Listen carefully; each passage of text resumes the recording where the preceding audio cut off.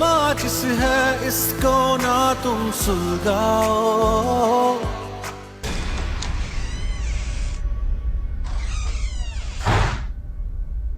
मुकद्दस बीबी, आप आ गई? नीता बीबी तो जैसे पागल ही हो गई हैं। उन्होंने आपका सारा कमरा तहस नहस कर दिया, सारी चीजें खराब कर दी। नीता ने? लेकिन क्यों? उन्हें वो बात पता चल गई थी ना। कौन सी बात? आपके अगवा वाली बात। मेरे अगवा वाली कौन सी बात? तुम क्या कह रही हो? वही कि आपको कबीर साहब ने अगवा किया था।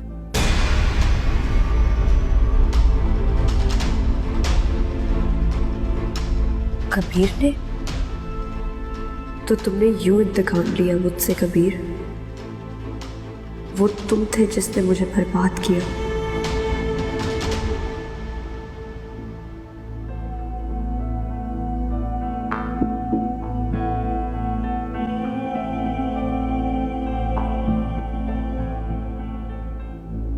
निदा, रिलैक्स हो जाओ बेटा। प्लीज ये उल्टी सीधी बातें मत सोचो। मम्मा, उसने मेरे भरोसे का खून कर दिया। मैं उसे नहीं छोड़ूंगी। तुम जो चाहोगी वैसा ही होगा, सब कुछ ठीक हो जाएगा। बस तुम इतना स्ट्रेस मत लो। मम्मा, मैं आपको कब से कह रही थी कि इन दोनों का कोई चक्कर चल रहा है, लेकिन आपने मेरी बात का एतबार नहीं किया। अब क्या कहेंगे आप मुझे? बोले। मैं कबीर को ऐसा नहीं समझती थी। मैं सोच भी नहीं सकती थी कि वो इतना गिर जाएगा। मम्मा, उसने मुकद्दस की चीजें, उसकी यादें, उसकी मोहब्बत तक संभाल कर रखी हुई है। मुझे तो ऐसा लगता है कि उसका अगवा भी उन दोनों का एक ड्रामा था, हमसे पैसे निकलवाने के लिए, ताकि दोनों बाद में ऐश कर सके। मेरी बेटी का दिल दुखाने वाले, उसे रुलाने वाले कभी खुश नहीं रहेंगे। मैं उन्हें बसने नहीं दूंगी, कभी भी नहीं।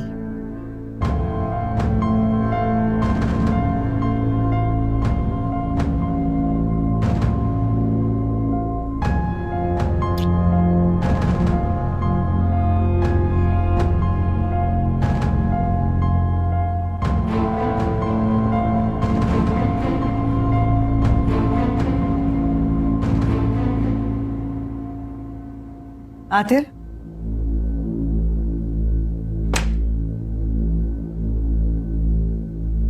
मुकद्दस आ चुकी है, लेकिन उसके पास जाने से पहले तुम्हें एक फैसला करना होगा। फैसला? कैसा फैसला? वो अब इस घर में नहीं रह सकती, तुम्हें उसे छोड़ना होगा। ये आप क्या कह रही हैं? कम से कम आप तो ऐसे ना कहें। आप अच्छे तरीके से जानती कि सब में बेचारी मुकद्दस का कोई कसूर नहीं है। ये सब तो कबीर ने किया है, यही कहोगे ना तुम? तो फिर ठीक है, मुकद्दस को यह साबित करना होगा कि अगवा के प्लान में वो कबीर के साथ शामिल नहीं थी। और वो कैसे प्रूफ करेगी? क्योंकि वो जानती है कि बच्चा किसका है। वो बच्चा, मैं कितनी दफा आपको बता चुका हूं, वो बच्चा हमारा है, मेरा और मुकद्दस का। मैं अपने कानों से सुन चुकी हूं, और मुकद्दस खुद कह रही थी कि तुम्हारा बच्चा नहीं है। बेहतर होगा कि तुम कोई फैसला कर लो, वरना मुझे तुम्हारे बाबा को सब कुछ सच सच बताना पड़ेगा। फिर तुम उन्हें कन्विंस करना कि मुकद्दस बेकसूर है।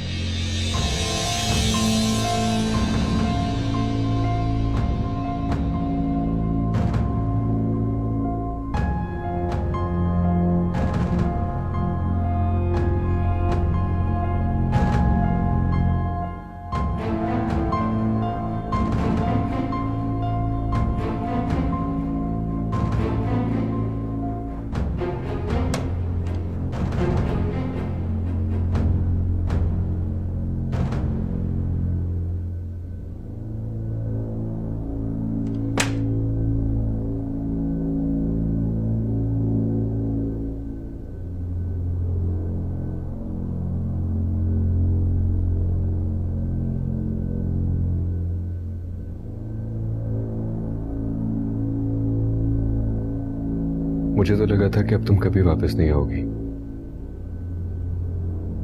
क्या मुझे बता सकती है कि वो कौन सी बात है जिसने तुम्हें वापस आने पे मजबूर किया है?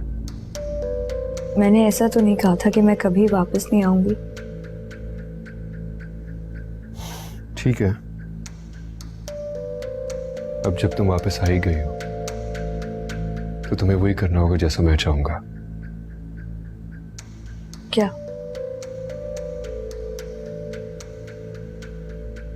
तुम्हें इस बच्चे को अबॉर्ट करना होगा और इस घर में रहने की यही एक सूरत है। लेकिन आतिर तुमने तो कहा था कि मैंने जो भी कहा था गलत कहा था, और जो अब कह रहा हूं वही सही है।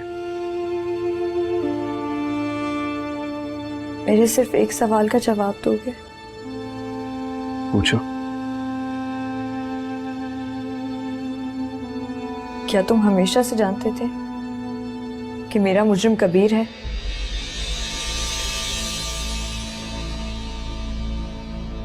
हाँ। तो तुमने मुझसे सच्चाई क्यों छुपाई? इतने वक्त तक मुझे बताया क्यों नहीं? इसलिए क्योंकि मैं नहीं चाहता था कि ये बात हमारे खानदान से बाहर निकले और निदा का घर खराब हो, पूरी दुनिया में बातें बने और हम किसी को मुंह दिखाने के काबिल न रहे। और अब? पानी जब सर से ऊंचा हो जाए तो कुछ ना कुछ करना ही पड़ता है। मैं तो शायद अब भी ना बताता, मगर जिस तरीके से वो तुम्हें मेरे और मेरे खानदान के खिलाफ भड़का रहा था, मुझे सच्चाई बतानी ही पड़ी।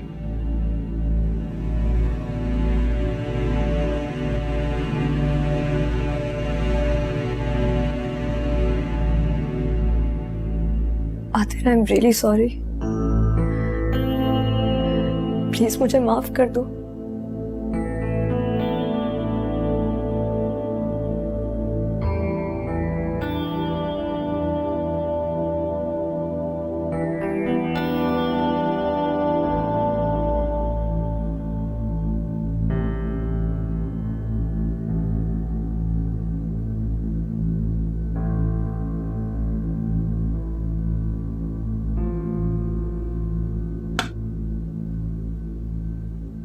सरमत, क्या बात है बेटा? कुछ अपसेट हो आजकल? कहीं अपने उस नए दोस्त की वजह से तो परेशान नहीं हो? आप क्यों टेंशन ले रही हैं अम्मी? हर कहानी का कोई ना कोई अंजाम तो होता ही है। कहानी? अंजाम? किस तरह की बातें कर रहे हो तुम? आप सो जाए अम्मी, और मेरे लिए बिल्कुल परेशान ना हो, मैं बिल्कुल ठीक हूं।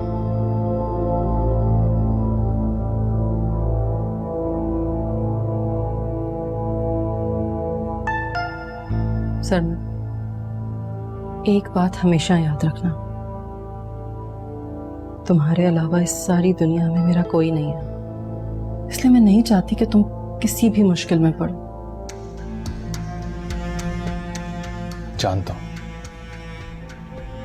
अच्छी तरह जानता हूं अम्मी, लेकिन अम्मी क्या कभी आपने सोचा है कि मैं भी एक इंसान हूं जो सोच सकता है, समझ सकता है, महसूस कर सकता है, और सोचों को रोकना इंसान के अपने इख्तियार में नहीं होता। लेकिन तुम्हें अपनी सोचों को रोकना होगा। क्या आप मुझे कभी ये नहीं बताएंगी कि मैं कौन हूं?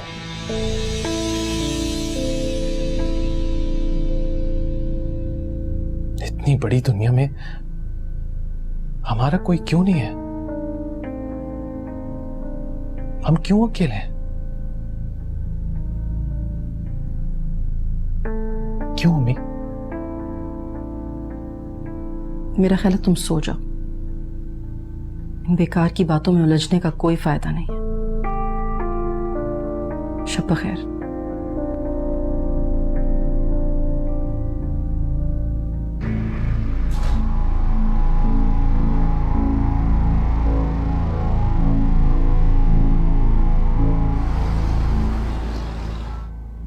तो इसका मतलब है तुम अब अपने बहनों को कुर्बानी का बकरा बनाओगे। तुम्हारे घर वालों को मुकद्दस और कबीर पर शक है और तुम उस शक का भरपूर फायदा उठाओगे। हाँ, क्योंकि किस्मत सिर्फ मेरा ही साथ दे रही है। और तुम्हें क्यों लगता है कि किस्मत तुम्हारा साथ दे रही है? क्योंकि सरमद अब तक जो कुछ भी हुआ उसमें किस्मत ने सिर्फ मेरा ही साथ दिया।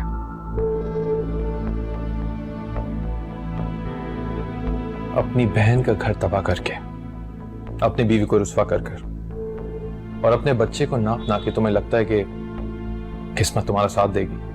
अगर तुम मेरे दोस्त ना होते ना तो मैं अपना ताल्लुक तुमसे इसी वक्त खत्म कर लेता। लेकिन मैं ये भी जानता हूं कि तुम मेरे लिए बिल्कुल हार्मलेस हो। And I don't know why, मुझे तुमसे एक उनसियत सी भी महसूस होती है। लेकिन अपनी किस्मत पे इतना कॉन्फिडेंस भी अच्छा नहीं होता। तुम कहना क्या चाहते हो? तुम मुझे अपना दोस्त समझते हो, अपने राज शेयर करते हो, शायद सिर्फ इसलिए कि तुम जानते हो कि मैं तुम्हारे राज को हमेशा राज रखूंगा। इंसान की एक बहुत बड़ी मजबूरी होती है कि उसको अपने दिल का राज किसी ना किसी को तो बताना ही पड़ता है, वरना दिल का बोझ बढ़ जाता है। शायद मैंने भी तुम्हें इसीलिए अपना राजदार बनाया।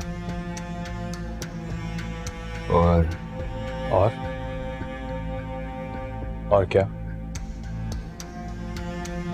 जाने दो।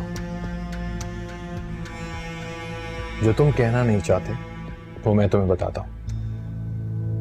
तुम अच्छी तरह से जानते हो कि अगर मैं चाहूं भी कि मैं किसी को तुम्हारा राज बताऊं तो कोई मेरी बात का यकीन ही नहीं करेगा। ऐसे ही है ना? यकीन बिल्कुल ऐसे ही। एक बाहर से आया हुआ शख्स, उसकी बात का कौन यकीन करेगा? लेकिन मैं एक चीज जानता हूं आतिर, कि हर कहानी का कोई ना कोई अंजाम जरूर होता है। और इस कहानी का अंजाम वही होगा जो मैं चाहूंगा।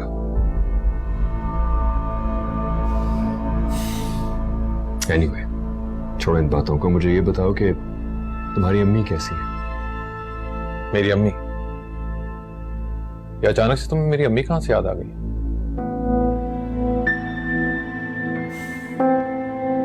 क्योंकि खुश नसीब हो तुम कि तुम्हें अपनी अम्मी की मोहब्बत और उनका प्यार मिला है।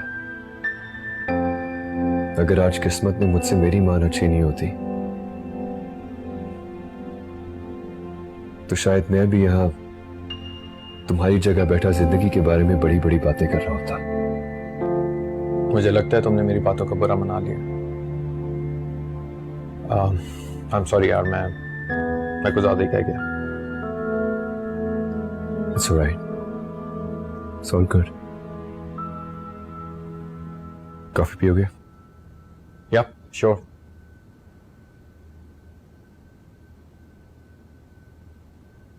दो कॉफी भिजवा दें, वो इस दुनिया में आएगा ही नहीं। यानी तुम एक नहीं, दो इंसानी जानों को अपनी जिद और अपने झूठ की भेंट चढ़ाना चाहते हो? सरवत, मैंने तुम्हें कितनी बार समझाया कि मुझसे ऐसी बातें मत किया करो। वरना क्या? दिल माचिस है इसको ना तुम सुलगाओ, दिल माचिस है इसको ना तुम सुलगाओ।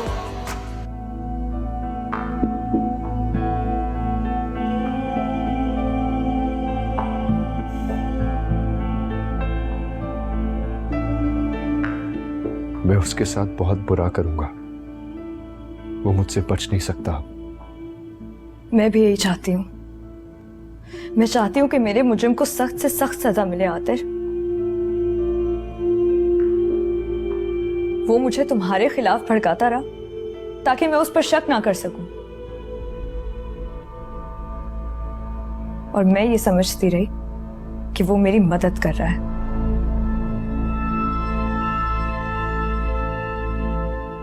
Aatir, I am really sorry.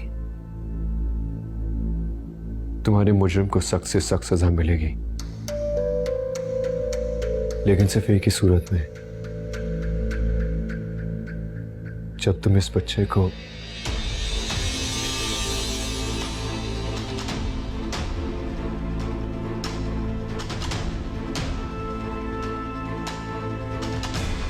मुकद्दस, पता नहीं क्यों मुझे ऐसा लगता है जैसे तुम कबीर पर एतबार करके गलती कर रही हो।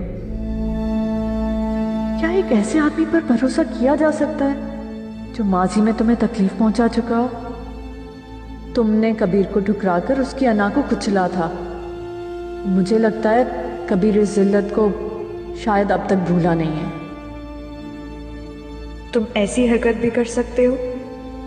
मैं सोच भी नहीं सकती थी, लेकिन अब मैं तुम्हारे साथ वो करूंगी जो तुम सोच नहीं सकते कबीर।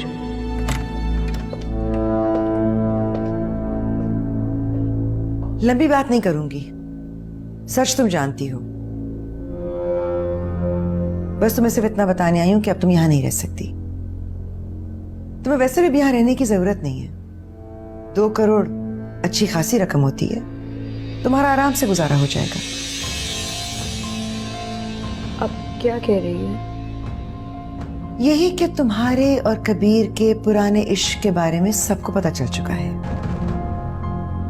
वैसे अगवा का ये ड्रामा तुम लोगों ने बड़ी खूबी से निभाया। मामा, आपको जरा भी शर्म नहीं आई इतना बड़ा इल्जाम लगाते हुए? सब कुछ झूठ है। आप इतना बड़ा इल्जाम कैसे लगा सकती हैं कि आपकी बेटी का घर टूट रहा है, उसको तलाक हो रही है, और आपको जायदाद और पैसे की फिक्र है? तुम्हें निदा की फिक्र करने की कोई जरूरत नहीं है। तुम अपनी फिक्र करो, क्योंकि तुम्हारा यहां से जाने का वक्त आ गया है। और प्लीज कुछ खा लेना। तुम्हारी ये भूख हड़ताल अब किसी को इम्प्रेस नहीं करती।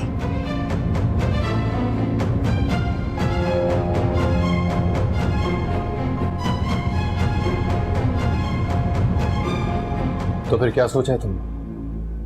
कबीर को पुलिस के हवाले कर दोगे? हाँ, लेकिन तुम जानते हो वो बेगुनाह है। Everything is fair in love and war. किसी ना किसी को तो भेंट चढ़ना ही पड़ता है ना। लेकिन तुम उसका जुर्म कैसे साबित करोगे? वो मैंने सोच लिया है। मुझे एग्जैक्टली पता है कि मुझे क्या करना है। तुम्हारा बच्चा, उसका क्या होगा? वो इस दुनिया में आएगा ही नहीं। यानी तुम एक नहीं 2 इंसानी जानों को अपनी जिद और अपने झूठ की भेंट चढ़ाना चाहते हो? सरवत, मैंने तुम्हें कितनी बार समझाया कि मुझसे ऐसी बातें मत किया करो। वरना क्या, उससे दोस्ती खत्म कर दोगे? मैं जानता हूं, तुम्हारा दोस्त हूं, इसीलिए तुम्हें वो सब भी बता रहा हूं जो तुम्हारी इंतकाम की आग तुम्हें नहीं देखने दे रही। आई जस्ट डोंट नो कि तुम कहना क्या चाहते हो। मैं तुम्हें सिर्फ इतना बताना चाहता हूं आतिफ, कि अपने आप को बचाने के लिए अपने बच्चे को कुर्बान करने के बाद तुम कभी चैन से नहीं रह सकोगे। और मुझे नहीं लगता कि तुम मुकद्दस से प्यार करते हो, क्योंकि अगर तुम मुकद्दस से प्यार करते तो इतनी अजियत देने के बाद उससे उसका बच्चा अलग करने का सोचते भी नहीं। What do you want then? What do you want? मैं अपने जुर्म का इकरार कर लूं और मुकद्दस को हमेशा हमेशा के लिए अपने आप से दूर कर दूं। This is what you want? तुम शायद भूल रहे हो कि जब भी मुकद्दस को हकीकत का पता चलेगा तो वो शायद उस शख्स को तो माफ कर दे जिसने उसे और उसके एतबार को लूटा, मगर अपने बच्चे के कातिल को तो कभी माफ नहीं करेगी।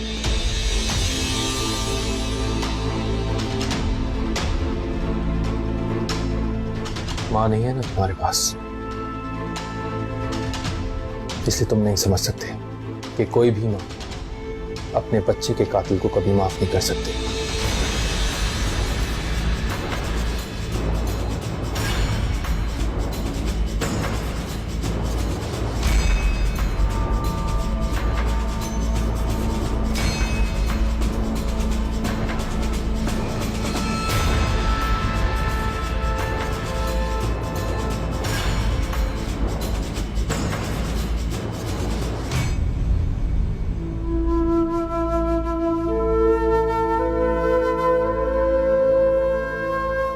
जाजेब, मेरी बात सुन। आखिर आप अहमद अली के घर इतना क्यों जाने लगे? संडेज भी वहीं गुजारते हैं।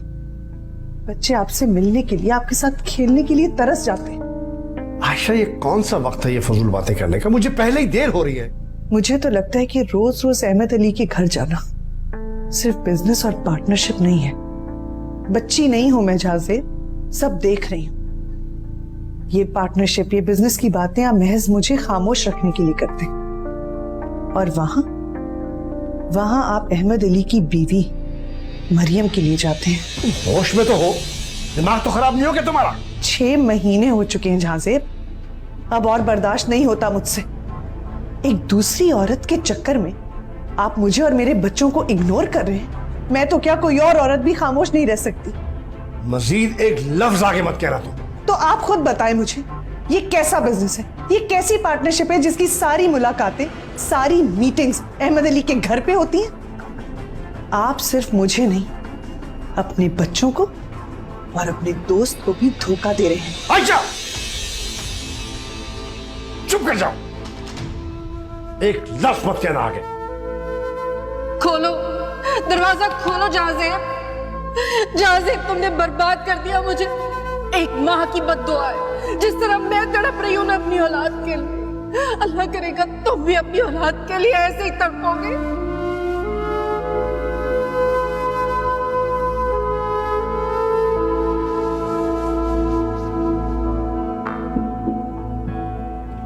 आते, हम कहाँ जा रहे हैं?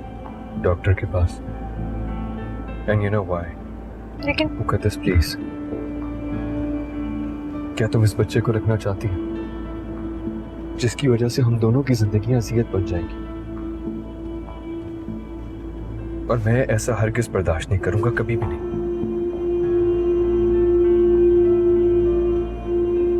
देखो मुकद्दस प्लीज, अपने आप को मेरी जगह रख के सोचने की कोशिश करो। ये बच्चा हमें उस अज़ियतनाक रात को कभी भूलने नहीं देगा। Please try to understand.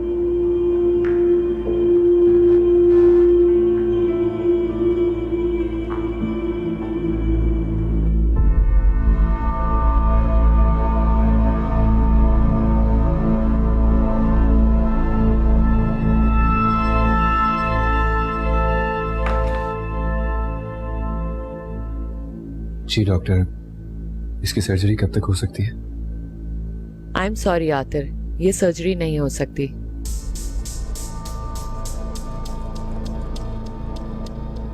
लेकिन क्यों? अब बहुत देर हो चुकी है। इनकी प्रेगनेंसी को 4 महीने हो गए हैं। वैसे आपकी वाइफ ने आपको बताया नहीं? ये तो पहले सारे टेस्ट करवा चुकी। अगर मुकद्दस की सर्जरी की गई तो बच्चे से ज्यादा मुकद्दस की जान को खतरा है।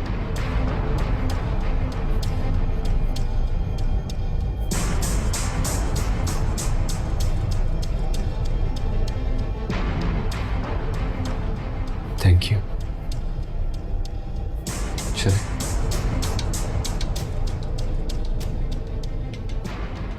शुक्रिया। मेरी छठी हिस्स कह रही है कि मामला कुछ और है। माँ प्लीज मुझे पहेलियां ना बुझवाएं, सीधी बात करें। अब तुम नाराज मत होना, मगर मुझे ऐसा लगता है कि मुकद्दस और कबीर का ना पहले कोई ऐसा ताल्लुक था और ना भी है। दिल माचिस है इसको ना तुम सुलगाओ, दिल माचिस है इसको ना तुम सुलगाओ।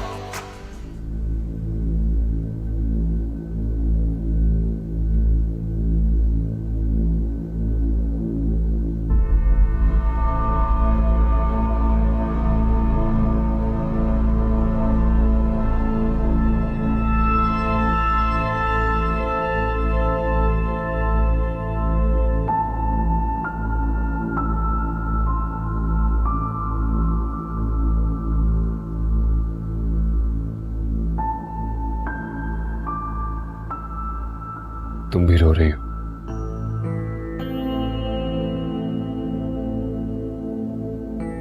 तुम्हें रोना भी चाहिए। आंसुओं के सिवा दिए ही क्या है मैंने तुम्हें? मोहब्बत में आंसुओं के सिवा मिलता ही क्या है?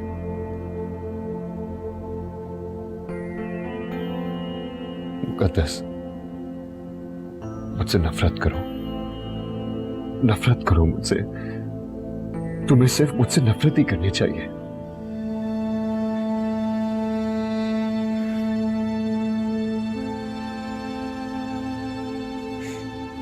मैं तुमसे तुम्हारा बच्चा छीनने वाला था, मगर बचाने वाला मारने वाले से बड़ा होता है। So sorry. I'm really sorry. I'm really sorry.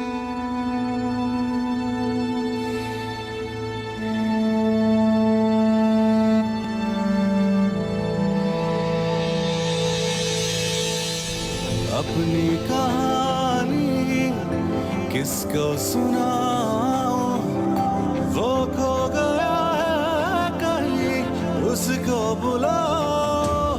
दिल माचिस है, इसको ना तुम सुलगाओ, भीगा रहने दो, इसको ना भड़काओ। मामा, आपने मेरे तलाक के पेपर्स क्यों नहीं बनवाए अभी तक? निदा, बन जाएंगे, इतनी जल्दी क्या है? अभी तुम्हारी तबीयत संभली है। मामा, मुझे समझ नहीं आ रहा किस बात का इंतजार कर रही हैं। मैं उस आदमी से अपने सारे रिश्ते खत्म करना चाहती हूँ, यहाँ तक कि मैं अपना नाम भी उसके साथ नहीं सुन सकती। तुम हमेशा इसी तरह से जज्बाती होकर फैसले करती हो। शादी के वक्त भी तुमने ही जल्दबाजी की थी। तुम आप क्या कहना चाह रही हैं? मेरी छठी हिस्स कह रही है कि मामला कुछ और है। मामा, प्लीज मुझे पहेलियां ना बुझवाएं, सीधी बात करें। अब नाराज मत होना, मगर मुझे ऐसा लगता है कि मुकद्दस और कबीर का ना पहले कोई ऐसा ताल्लुक था और ना अब है। मम्मा, आप अभी भी ये कैसे कह सकती हैं? क्योंकि मैं तुमसे ज्यादा एक्सपीरियंस हूं, तुम्हारी तरह इमोशनल होकर चीजों को नहीं देखती। तुम खुद सोचो कि आतिर जैसा मर्द ये कैसे बर्दाश्त कर सकता है कि उसकी बीवी किसी और की नाजायज औलाद पैदा कर रही है। वो कितना भी उसके इश्क में गिरफ्तार हो, वो ये बर्दाश्त नहीं करेगा। वो अहमद अली का बेटा है, जिसने एक शक की बिना पर मरियम को घर से निकाल दिया था। मरियम? आतिर की मां। उसका किसी और से ताल्लुक था और अहमद अली ने उसे माफ नहीं किया। तो वो अब कहाँ है? पता नहीं, जिंदा भी है या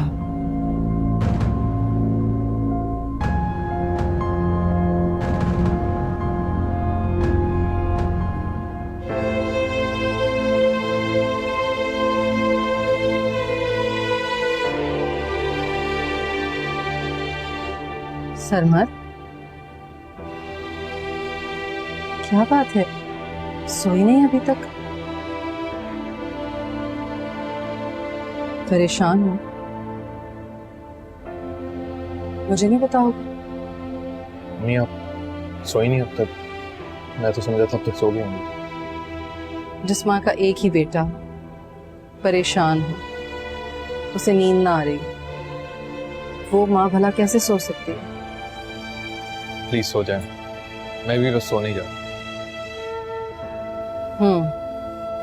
इसका मतलब है तुम मुझे नहीं बताओ।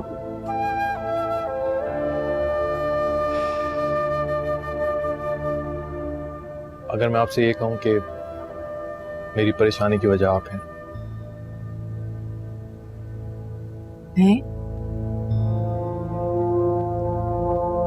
मम्मी, किसी को देख के मुझे एहसास हुआ है कि अगर उससे उसकी मां छीन ली जाए तो उस पर क्या गुजरती है। उसका दिल चाहता है कि सारी दुनिया को आग लगा दे। इसी तरह अगर किसी से उसका बाप छीन लिया जाए तो उसे कैसा फील करना चाहिए? क्या महसूस करना चाहिए उसे? बताइए।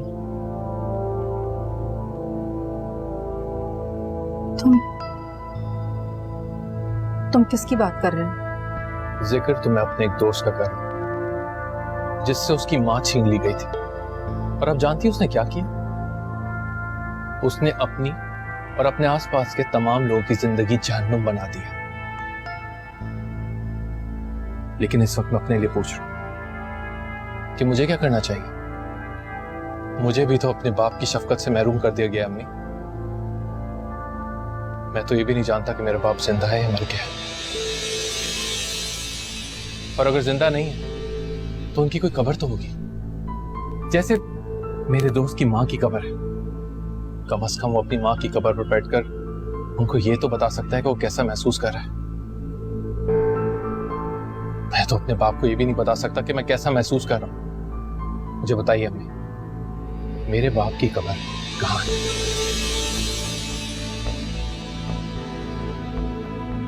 तुम्हारे बाप की कब्र नहीं है।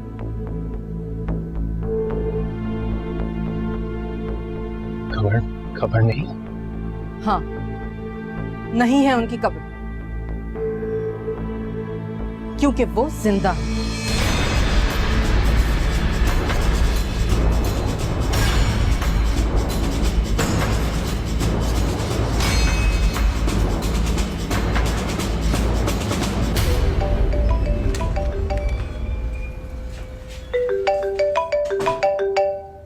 मुकद्दस, कबीर, तुमने मुझे क्यों फोन किया? एनी फोन मत रखना, मेरी बात सुनो, इट्स वेरी इंपॉर्टेंट। बोलो। एनी, मुकद्दस के अगवा के केस में मुझे फंसाया जा रहा है। प्लीज मेरी बात समझने की कोशिश करो, मैं बेकसूर हूं। इसका फैसला आप मुकद्दस और आतिर भाई करेंगे। Annie please try to understand. Atir मेरे खिलाफ पुलिस में FIR कटवाने वाला है। Are you listening, any? हाँ। मैं कब से मुकद्दस को फोन कर रहा हूं, वो मेरा फोन नहीं उठा रही है। निदा भी मेरी बात नहीं सुन रही।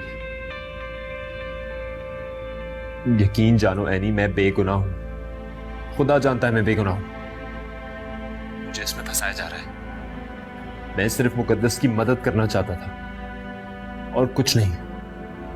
इस सब में मैं क्या कर सकती हूँ कबीर? तुम मुझसे क्या चाहते हो? देखो एनी, मुकद्दस तुम्हारी सबसे अच्छी दोस्त है। वो तुम पर जितना एतबार करती है वो किसी और का नहीं करेगी। तुम उसको प्लीज बोलो कि मुझसे 2 मिनट के लिए बात करे। मेरा उससे बात करना बहुत जरूरी है। Please try to understand. अच्छा, मैं कोशिश करती हूँ। Thank you very much.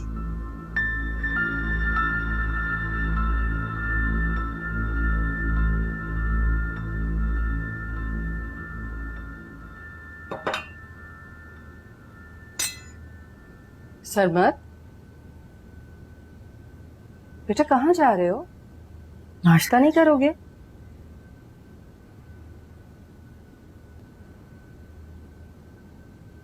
मुझे भूख नहीं। भूख नहीं है? साफ साफ क्यों नहीं कहते कि अपनी माँ से नाराज हो? मुझे सिर्फ एक बात का जवाब दे दे अम्मी। क्या मुझे ये हक नहीं है कि मैं जान सकूं कि मेरा बाप कौन है और वो कहाँ है? औलाद को सिर्फ माँ की नहीं, बाप की भी जरूरत होती है। बाप का प्यार ना मिले, नाम तो मिले। नाम है तो तुम्हारे पास। अहमद के बेटे हो तुम। अहमद? कौन है अहमद? क्या करते हैं? कहां रहते हैं? अगर जिंदा है तो आज तक मुझसे कांटेक्ट क्यों नहीं किया? क्या मैं उनकी औलाद नहीं, उनका बेटा नहीं? अगर हाँ, तो ऐसा कैसे हो सकता है कि कोई भी बाप अपनी औलाद से एक बार भी कांटेक्ट ना करे? क्या मैं उनका खून नहीं हूं? मुझे तो लगता है कि शायद मैं उनके लिए कोई गाली होऊंगा। अभी बस कर दो सरमत, प्लीज।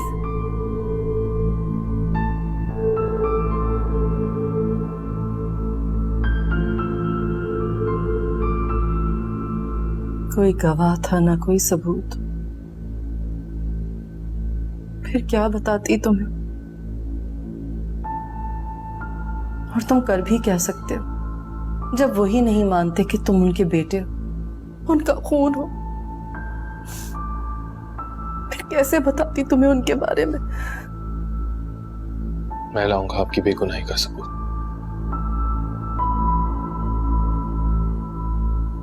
उन्हें मान नहीं होगा कि मैं उनका बेटा हूं और आपने कोई गुनाह नहीं किया।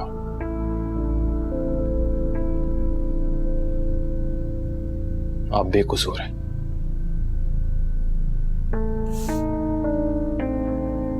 मेरे बेटे, मान लो मेरी बात, ना पड़ो इस चक्कर में। क्या तुम्हें नहीं लगता कि तुम्हारी माँ सच कह रही है? मुझे आप पर पूरा यकीन है अम्मी, और आपकी सच्चाई पर भी।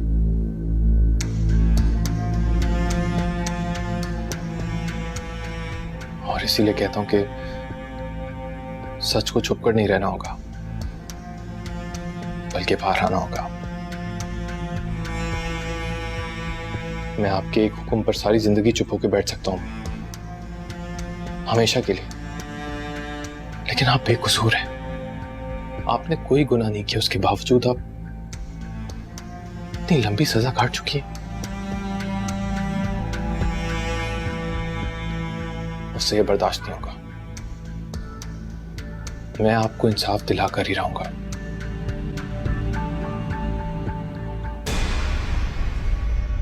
दिल माचिस है, इसको ना तुम सुलगाओ।